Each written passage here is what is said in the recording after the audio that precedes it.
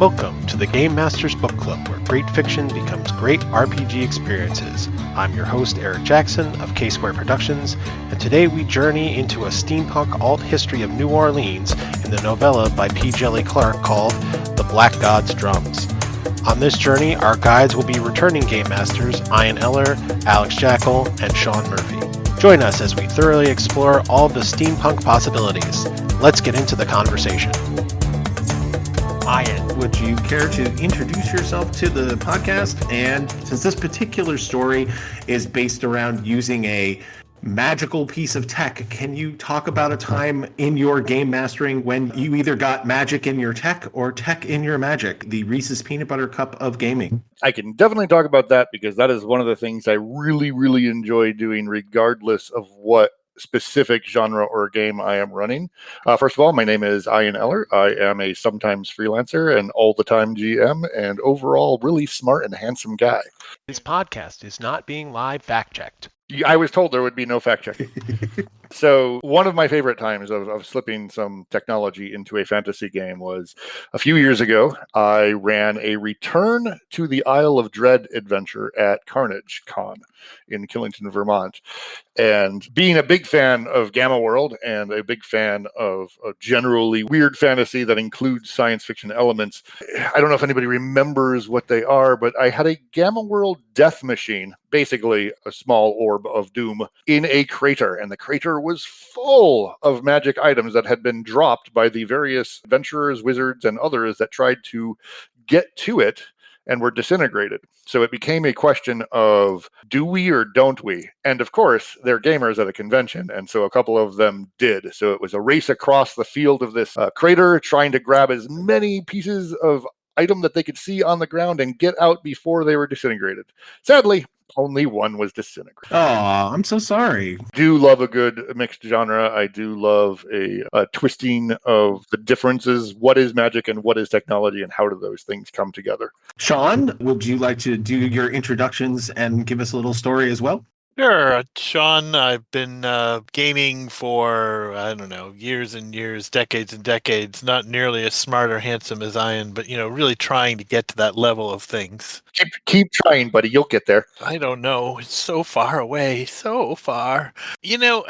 I'm going to do, I think it's Arthur C. Clarke. Sufficiently advanced technology is the same as magic. So I feel like I may be introducing technology into my magic games. And most of the games I play, their technology base have a magic component to it, like Call of Cthulhu or something of that nature. And I try not to bring in magic to more straight-faced technology-based games like spy games. I think the only place that sort of directly comes up is that I do like bringing technology for vehicles into games because they can often serve as a marker for what used to be there in terms of society, and finding spare parts is a nice side quest when you can't remember what you were going to do that night for a game. That's a darn good tip right there. Alex? All right, name's Alex Jackal. I'm a longtime GM, and of course, no one's as beautiful or as charming as Ian is, but we do our best. And I've been GMing for a long time, and I love the art and the science of GMing. That's one of my fascinations, and the how storytelling and players, what they want, all weave together.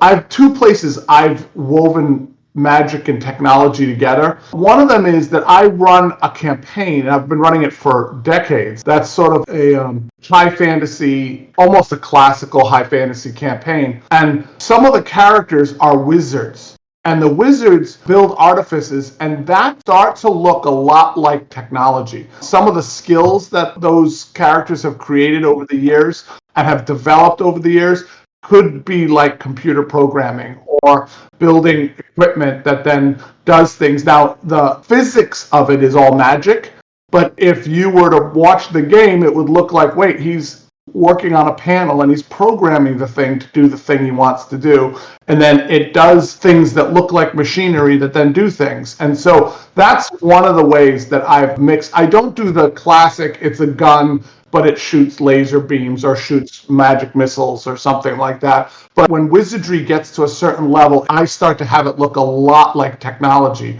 And the things that create the reality of the world that the wizards are working in, that machinery looks like machinery. It looks like computer. It has that feel of it. The other place is ironic. It was funny, Sean, that you mentioned spy games.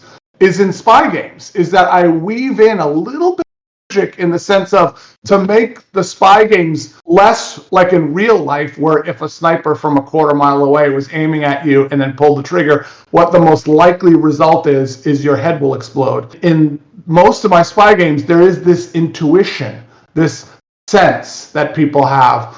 And I hand wave it away and say, oh, it's the combination of your enhanced senses and your high training and blah, blah, blah. But what it basically is spidey sense.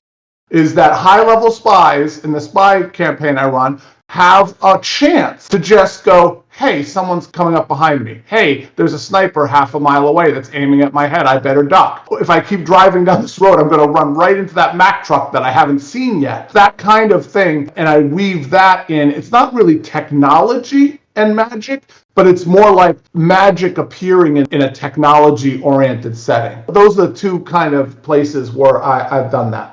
So just to your first one, thank you for that. But I absolutely want to recommend to you a YA series by an author named Diana Duane called So You Want to Be a Wizard.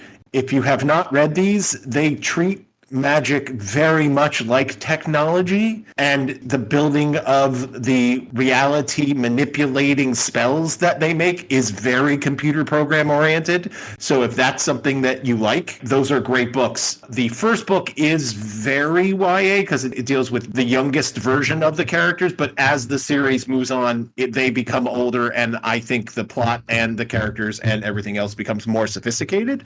So I recommend that series to you just based on that. As far as my technology, my current campaign has a artificer who is building, my characters have nicknamed them Silborgs, as in they're Sylvan cyborgs. They are constructs of the magical kind, but they have all of these different adaptions to them. And so they've become these sort of pseudo robots. And also just to say, hi, I'm Eric. I'm the host. I am not going to get into this objectification of Ian. I think he's a great guy, and he's got a wonderful personality. That's our tech and magic section. And now on to our book summary. Today, we're going to be talking about Djèlí Clark's The Black God's Drums. The Black God's Drums is a novella set in a steampunk alt history where the Haitian Revolution is successful thanks to a powerful weapon, the titular Black God's Drums, which create powerful storms to wipe out fleets, but also causes massive collateral damage. Also, in this timeline, the Confederate States still exist, having fought the Union to a standstill and mind-controlled their slave population with psychoactive gas called Drapeto.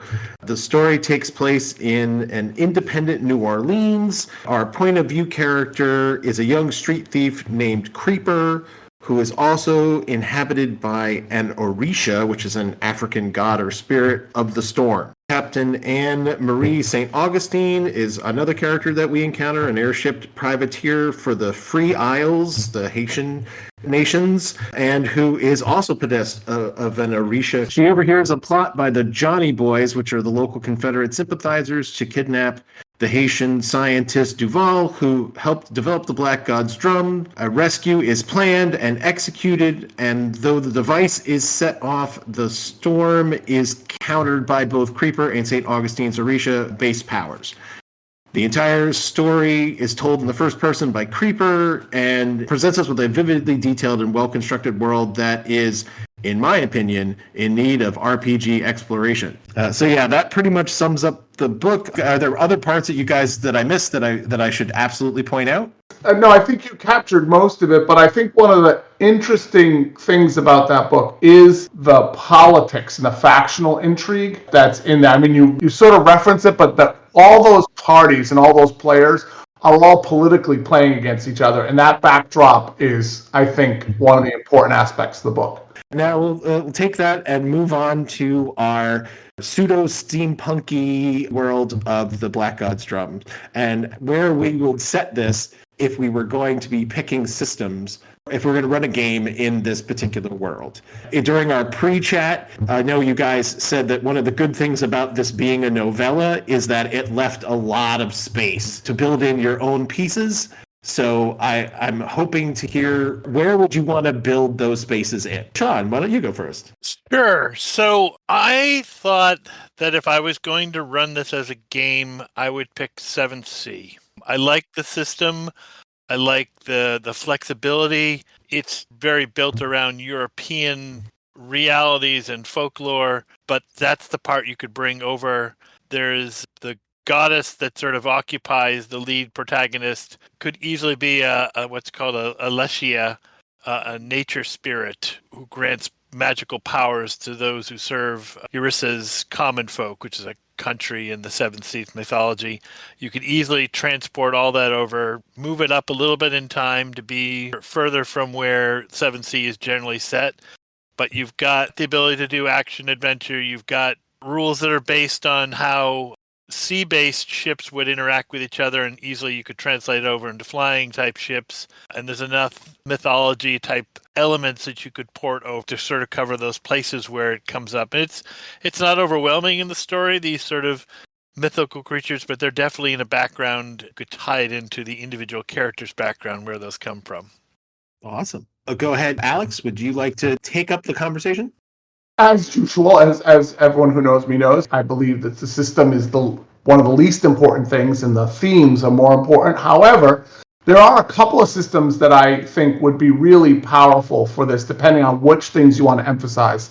I was thinking Blades in the Dark might make a very good thing because of the character-driven sort of play to it, the narrative play, and allows you to handle factions well and sort of heist-style missions, which is very much in this thing.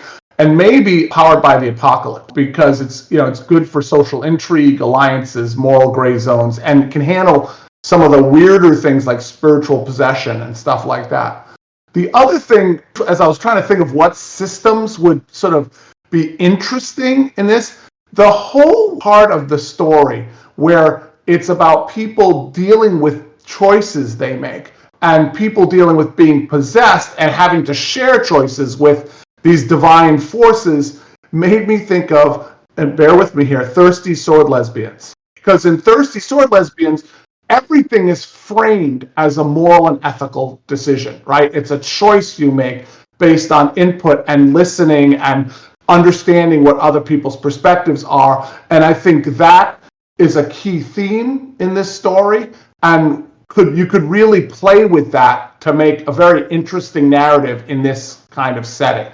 Those are what I was thinking of in terms of systems for this particular story. And I think this would be a great campaign, right? There are so many different elements. People who like intrigue could like it. People who like magic could like it. There's a lot of things you can put in here that will make a lot of different player types happy and engaged. And so I think this would make a great campaign setting.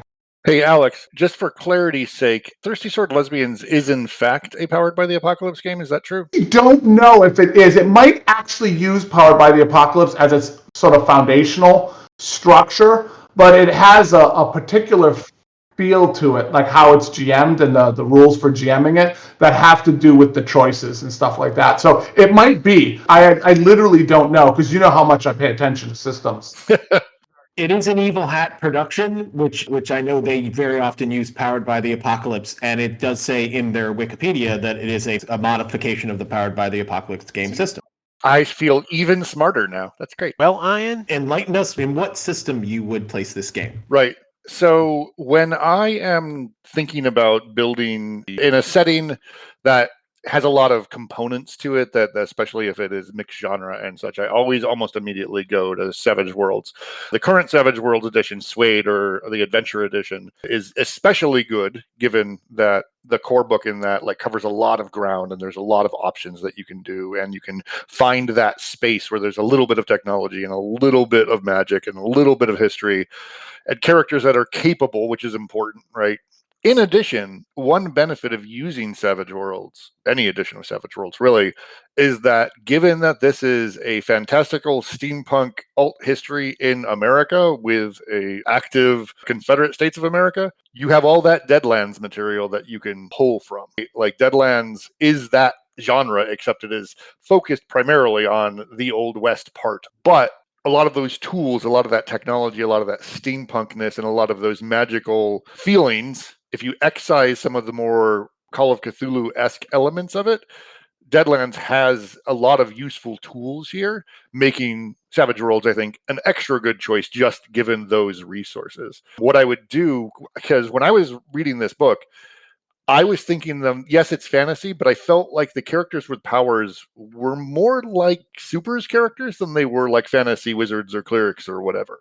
And so having a powers system built in like Savage Worlds does, or even a superpower system if you get the superpower companion, allows you to build the characters that we see in the book relatively easily without the kind of the overhead that you'd have if, say, you wanted to use champions or GURPS or even mutants and masterminds. It's relatively light power building in Savage World, so I think that also makes it a good choice. Awesome. When I was reading through this, one of the things that I felt really strongly about it was that I have actually played in a game of Castle Falkenstein, which is, I think, one of the original attempts to try and do steampunk. The system of Castle Falkenstein is this card-based random number generator system. I find it very awkward to use. I've never really gotten it to work the way that I think it should.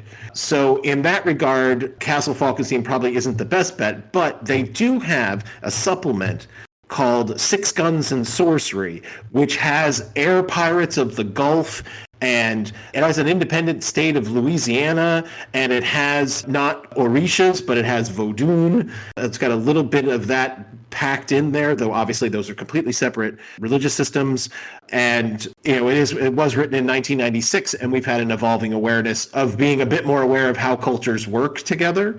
But given that exception, I think that's a really interesting world base. If you're going to put it someplace, that's a great place to kind of drop a lot of this information. So with that as your fictional basis, I think that combined with Spirit of the Century, the system that I would use there. Now, the Spirit of the Century has a great deal of grit that goes with it. It's got grit is a big part of it, like pushing through and doing things. And I felt like characters were doing that a lot in this book. It has a great minion system, which the Johnny Boys definitely fit that bill. You got your lead character with the skull mask there, so you've got your separation between your minions and your big bad. And they've got a good consequences system where if people overstretch themselves, they don't die like they would in, say, like a D&D game, but they can be taken out of the scene, which I think happens to both characters, Creeper and our captain. I felt like those matched up really well, so I thought a combination of the steampunk background of a Falkenstein combined with the Spirit of the Century mechanics might be how I would put that together. And Spirit of the Century is a Fate game. I think it's one of the earliest Fate games, actually. Yes. And Fate games are great for a kind of narrative system. If you're not into something, say, as blatantly narrative as Powered by the Apocalypse, it's actually a pretty good middle ground between a traditional Savage Worlds and a narrative system like Powered by the Apocalypse. Sean, which edition of 7th Sea were you speaking of, the first or the second? I read through the first, but I played the second. I was just curious because I was told once that they are kind of different, and I was just curious which one you were aiming at for our listeners. They are, yeah. I mean, they're a different way of doing it, and I prefer the second because I prefer a more open storytelling environment, which I think comes from the second. The first one is very crunchy in a way I don't find as much for the first. Yeah, the second one is a lot. They're, like you said, a lot more narratively oriented. All you people in your narrative games. I mean, I think Spirit of the Century is a good choice as well, and I'll echo what Ryan said, that, it allows you to also draw from the Fate system in the same way that, picking Savage World and Suede, there's things you can pick up and bring into this as well. That's why those systems are, I think, useful in a lot of ways for a lot of the sort of adapting a book into a system. They've got good groundwork for them. All right. Okay, folks. Now we go on to the next part of this, which would be stuff that we'd like to steal. There's a great deal of, again, as you guys said earlier, this is a novella. It's got lots of chunky bits in it that look like they'd be tons of fun to throw into games. Alex, tell us what from this particular book would be a scene or a character or some part of it that you would just like to just pick up and drop into your next game.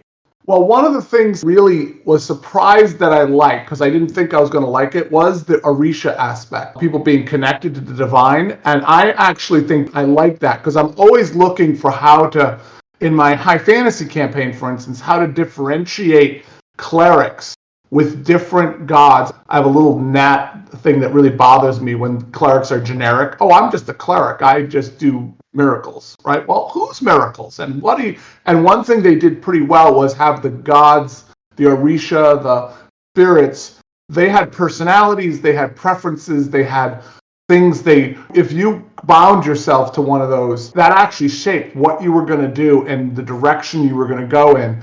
And taking some of that narrative elements out of the story, I think I would definitely do.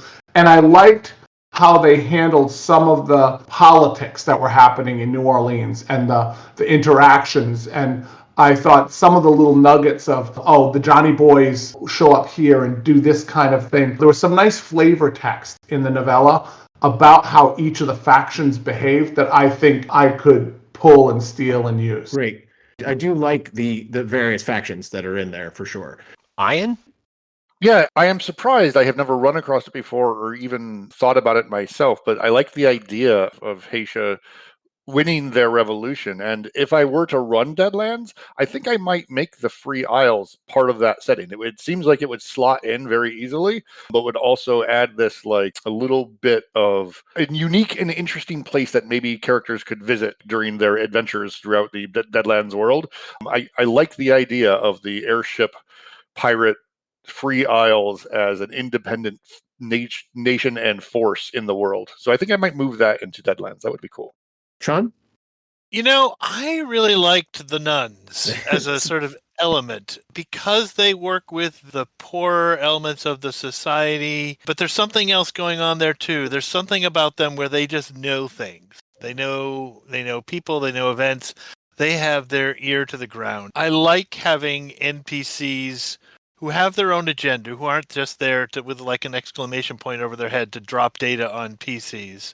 They have things they want to have happen, but they are there to provide guidance in terms of trying to understand how a particular area works. And Gumbo. And Gumbo, yes. Sister Eunice and Sister Agnes, they were on my list of folks I was absolutely going to talk about. My character, I love a good crazy villain. And the main Johnny Boy character within the skeleton mask, whose name I cannot find off the top. Thank you, Alex, from the chat. John Diabolique, with him singing about Andrew Jackson, this absolutely bonkers character, much like the Joker to Batman. He's just completely out there. He was on my list of characters that I would add to my game. He and the nuns were my two favorite.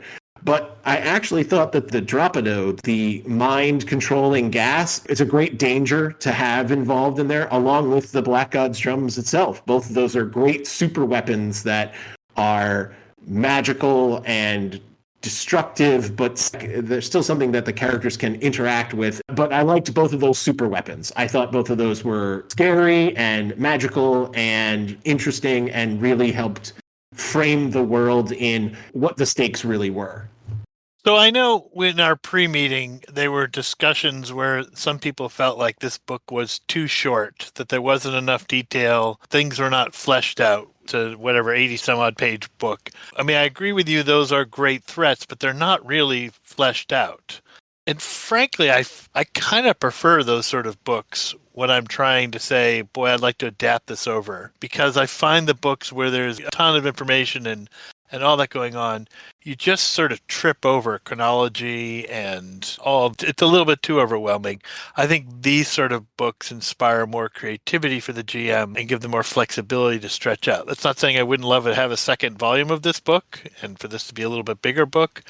But we know that those two things are threats, but we don't know very much about where they came from, what their origins are, or anything like that at a sort of a deeper level. Right. There's a lot of room to play with, say, the Black God's drums, because we don't know anything about how they work, right? And so if you're a GM wanting to use that as a thing in an adventure, you can do whatever you want with it, right? Depending on what kinds of activities you want your players to be able to do in order to stop that threat. Yeah, you could make it very technological if you have a research or investigatory sort of group, or you could make it very magical and make it much more miracle-y and do a deep exploration of the gods, and it leaves us a great deal of space.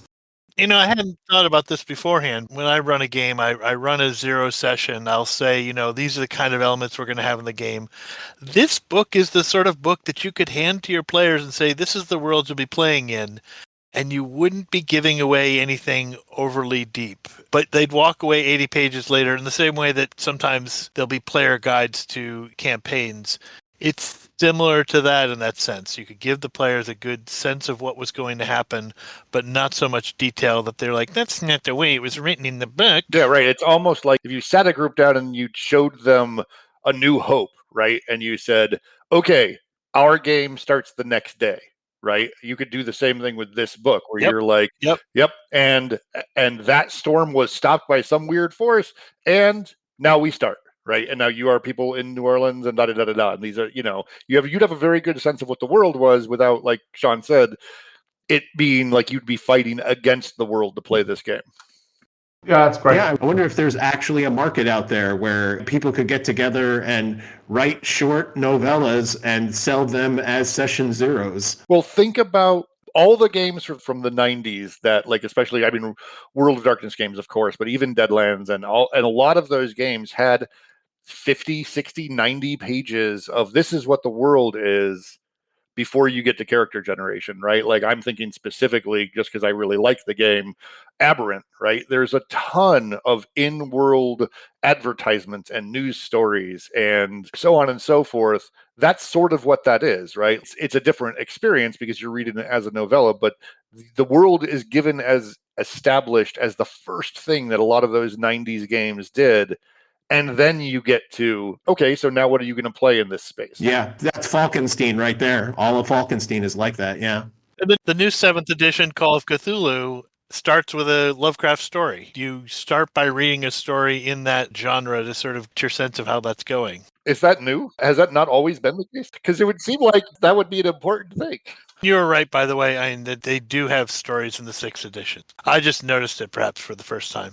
I remember playing a Thieves World game where, you know, we read the Thieves World books right before playing, and it was just set in that world that had a lot of those characters from the books. That was a totally enjoyable experience. I have one sci-fi campaign that I run with a friend of ours, Jim Mokel, and he actually wrote 4 little short stories set in the world, and that set the whole tone for the game in reading those little stories. So I think I'm a big proponent of that. I think it really makes a big difference in the setting. I think this novella would be a good starting point for a campaign. Way back when I worked on Gamma World D20 back in the day, I got to do 2 or 3 like between chapters fictions. They were short, they were little flash fiction, they were less than 1,000 words, but that did that thing, right? That talked about what is this world in just a little vignette. Those are really fun to write, first of all, but also I think they provide something, and I think it's something that's sort of gotten a little bit out of fashion now, right? Well, Ian, I would agree with you in that I think there's been a very strong push to move away from here, let's give you the entire world and then build your character, to move us to this era where one-page RPGs are, what's the shortest way you can do it so you can give everybody the most creative freedom? But then we lose the frame, right? If you don't have a very well-developed gaming group and everybody is thinking along the same lines, if you don't have a tone setter, like, say, this novella, it's harder to generate all of that on your own. Right, and we use shorthand for that, right? Blades in the Dark is a heist game in a dark fantasy world, and that's all we say anymore. Now, I have a copy of Blades in the Dark on the shelf, but I can't remember whether or not it starts with a bunch of in-world fiction so that you understand what the world looks like. I don't know if that's true or not. But it does have a list at the back where it says, hey, if you want to play Blades in the Dark, here's a list of books and media and other things that will you find your frame. It does at least provide that. With that as a segue, let's start with Ian. Why don't you tell us what books or media do you think will complement this particular novella. What's funny about that is that the book I am going to mention is actually probably on the Blades in the Dark book list, right? Because I think that Lies of Locke Lamora, which is a great fantasy novel, first of all, is a good link here, not necessarily because it looks anything like Black God's Drums, but because it is about the same kinds of people in a place that is very similar. There's a lot of depth of the fantasy and the weirdness of the location, and then these ne'er-do-wells and people on the fringes of their society trying to make their way in that place, right? And I think that there are books and stories and movies that might be closer to Black God's Drums as far as the specific details or whatever, but I think the feel of Lies of Locke Lamora actually fits pretty well with the world that was created in Black God's Drums. Sean? Yeah, I'm going to recommend a book by a handsome and brilliant author called Eller and the Moon. And the similarities here for me are you start off in a world that it's clearly post-apocalypse and even post-post maybe even. There's a lot going on that you have to sort of figure out as you're going to the reader. Eller and the Moon is in a different setting, so we don't have the geographic reference points and historical reference points we do Black God's Drums, but I think that it's fine. And it's about a lead character who is special in their own way and sort of needs to make their way into the world, essentially on the sheer force of their personality. It's a book that's longer than Black God's Drums at 251 pages, but I think it has a similar element into it in that the lead character doesn't just stay in one place, the lead character goes to different locations. And so each of those different locations, you have enough information to understand what's going on, but it leaves you wondering, there's questions unanswered, things over here that you're like, boy, what's going on there that as a reader makes you want to find out more. And for those who are not getting the in-joke, or not a joke actually, Ian Eller is the author of that book. Thanks for the plug, man. And the sort of the vague level of that storytelling is intentional in Eller and the Moon. It is supposed to feel almost like, again, I keep going back to this, but the Star Wars world building, in which there's a neat thing there and you know a little bit about it, but it ruins it sometimes, I think, to delve too deeply into how something works, because then it starts to fall apart. The other thing is, I think it's a perfect book for this particular session as well, because there's clearly magic there, but there's also technology and how they interact with each other. I've got some ideas for it, but it's not laid out, here are the rules, which I think, again, gives the flexibility that I like to have when I read a book. At least when I'm thinking of adapting a book over into an RPG setting. I have two books that I think would be particularly good. One is by N.K. Jemisin. It's called The City We Became, and it's sort of an urban fantasy that has a lot to do with identity and myth, and it's about a living city that's under attack, but it has the same sort of feel as this story did. And the other one is a book called Everfair by Nisi Shawl, and that's a steampunky book, but it's set in the Congo, and it has a focus on colonization and resisting colonization and speculative technology that's sort of a little magical, a little native, sort of Afrocentric. And that's very interesting. It has a similar feel. It's not as short, right? So it's a little bit of a deeper story, but that's also very good. Though both of those are also have that underlying philosophical, they make you think while you're reading them. Yeah, so I have three, and they get progressively further away from the story itself. The book that I think is the most closely related to this is a book called Dread Nation by Justina Ireland. It is a book where zombies appear during the Civil War,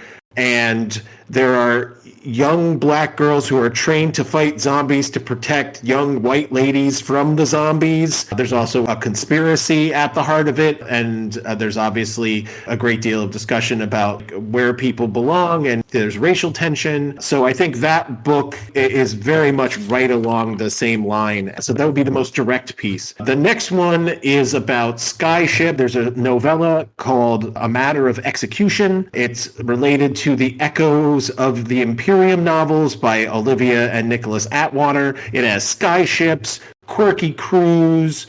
Instead of Orishas, it has Fae-based magic, but there's still people being possessed. And the world it's a fantastical world rather than an alt history, so it's getting a little further away. But I really like that novel. It's one of the more recent steampunk novels that I have read. Steampunk kind of was very big for a while, and now it kind of faded. And this one feels like the renaissance of that. So I really want to just say the Echoes of Imperium novels by Olivia and Nicholas Atwater are amazing. And we cannot talk about steampunk without talking about Girl Genius by Phil and Kaja Foglio. These are amazing. Kaja is the main writer and Phil is the main illustrator and also works on the story. And this is classic steampunk genre. Magical engineers called sparks. There's sky ships, and it's an alt history that takes place in Europe, though. But it's way crazier and way more comical version. So it's the furthest away from that, but still, I think, touches what The Black God's Drums by Djèlí Clark was all about. Other than Ian Eller has an amazing book, do folks have other events or writings or web pages or games or anything that you're involved in that you want to talk about? I don't have anything hard yet, but I am finally finishing a very long path through higher education in just a few weeks now. And once that is complete, I am going to redouble my efforts and get back to freelancing and writing and creating both fiction and games. So stay tuned as we do more of these in the future. I will have announcements. Congratulations to you, Ian. For finishing that up. That's amazing. Thank you. Alex, anything to add? No, good time at Rising Phoenix Gaming. Sean? No, I don't have anything particularly pressing. The Skype of Cthulhu people continue to churn out episodes on a fairly regular basis, so just finishing up the Order of the Stone campaign in that, and I think if people are listening and are interested and want to come find us at conventions, we tend to be at Carnage, we tend to be at Total, and we are absolutely at Rising Phoenix. And that's our discussion of The Black God's Drums by Djèlí Clark. You can find a complete transcript of today's discussion, as well as links to all of our podcasts at k-squareproductions.com/GMBC. You can learn about upcoming episodes on our social media on Blue Sky at gmbookclub.bluesky.social, on Facebook at Game Masters Book Club, and on Instagram at Game Masters Book Club. You've been listening to the Game Masters Book Club, brought to you by me, Eric Jackson, and K-Square Productions.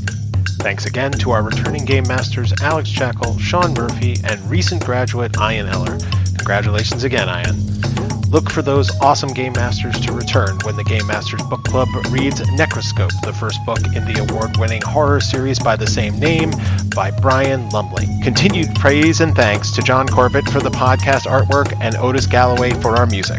Later, gamers, and to paraphrase the great Terry Pratchett, always try to be the place where the falling angel meets the rising ape.